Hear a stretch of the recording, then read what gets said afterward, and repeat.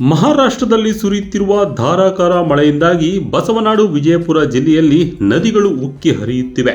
ಮಹಾರಾಷ್ಟ್ರದ ಪಶ್ಚಿಮ ಘಟ್ಟಗಳಲ್ಲಿ ಸುರಿದ ಮಳೆಯಿಂದಾಗಿ ಅಲ್ಲಿನ ಕೊಯ್ನಾ ಜಲಾಶಯದಿಂದ ನೀರು ಬಿಡುಗಡೆ ಮಾಡಲಾಗಿದೆ.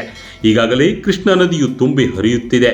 ಈಗ ಪುಣೆ ಮತ್ತಿತರ ಕಡೆಗಳಲ್ಲಿ ಸುರಿಯುತ್ತಿರುವ ಮಳೆಯಿಂದಾಗಿ ಹಲವು ಜಲಾಶಯಗಳಿಂದ 1.20 ಲಕ್ಷ ಕ್ಯೂಸೆಕ್ ನೀರು ಹೊರಬಿಡಲಾಗಿದ್ದು, ಈಗ ಭೀಮಾ ನದಿಯು ತುಂಬಿ ಹರಿಯುತ್ತಿದೆ.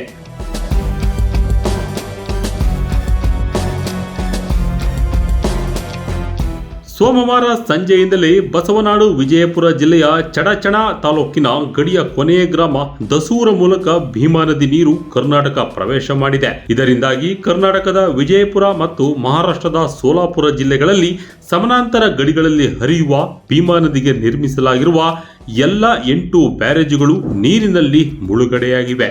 ಕೆಲವೆಡೆ ನದಿ ತೀರದ ಹೊಲಗಳಿಗೂ ನೀರು ನುಗ್ಗಿದ್ದು ಬೆಳೆಗಳು ನೀರಿನಲ್ಲಿ ನಿಂತಿವೆ.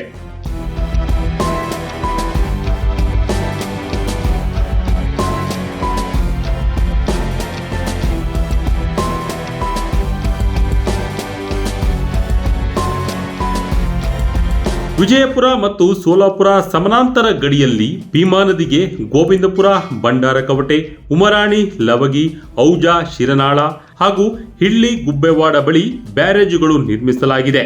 ಈ ಮಧ್ಯೆ ಭೀಮಾ ನದಿಗೆ ಅಪಾರ ಪ್ರಮಾಣದಲ್ಲಿ ನೀರು ಹರಿದು ಬರುತ್ತಿರುವುದರಿಂದ 8 ಬ್ಯಾರೇಜುಗಳ ಮೇಲೆ ಸುಮಾರು 3-4 ಅಡಿಗಳಿಗಿಂತಲೂ ಹೆಚ್ಚು ನೀರು ಹರಿಯುತ್ತಿದೆ.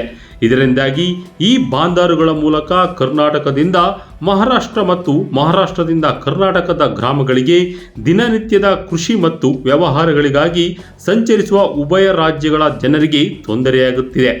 ಗ್ರಾಮಗಳಿಗೆ ತೆರಳಲು ರೈತರು ಮತ್ತು ಸಾರ್ವಜನಿಕರು ಹಲವಾರು ಕಿಲೋಮೀಟರ್ ಸುತ್ತು ಹಾಕಿಕೊಂಡು ಸಂಚರಿಸಬೇಕಾದ ಅನಿವಾರ್ಯತೆ ಉಂಟಾಗಿದೆ. ಅಪಾರ ಪ್ರಮಾಣದ ಮಳೆ ಆಗುತ್ತಿರುವುದರಿಂದ ಭೀಮಾ ನದಿಗೆ ಅತಿ ಹೆಚ್ಚಿನ ಪ್ರಮಾಣದಲ್ಲಿ ನೀರು ಹರಿಯುತ್ತಿದೆ. ಹೊಳೆ ದಂಡೆಯ ರೈತರಿಗೆ ಪ್ರವಾಹ ಆಗುತ್ತದೆ ಅನ್ನೋ ಭೀತಿಯಲ್ಲಿದ್ದಾರೆ. ಇದೇ ಪ್ರಮಾಣದಲ್ಲಿ ನೀರು ಹರಿಸಿದರೆ ಯಾವುದೇ ಪ್ರವಾಹ ಆಗುವುದಿಲ್ಲ ಮತ್ತು ಅತಿ ಹೆಚ್ಚಿನ ನೀರು ಹರಿಸಿದರೆ ರೈತರಿಗೆ ಸಂಕಷ್ಟ ಬರುವ ಸಮಯ.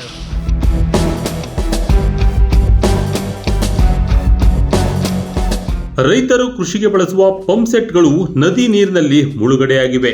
ಕೆಲವು ಕಡೆ ಪಂಪ್ಸೆಟ್ಗಳು ಕೊಚ್ಚಿಕೊಂಡು ಹೋಗಿವೆ. ರೈತರು ಜಮೀನಿನಲ್ಲಿ ಅಳವಡಿಸಲಾಗಿದ್ದ ಪಂಪ್ಸೆಟ್ಗಳನ್ನು ಹೊರತೆಗೆದು ಸುರಕ್ಷಿತ ಸ್ಥಳಗಳಿಗೆ ಸಾಗಿಸುತ್ತಿದ್ದಾರೆ.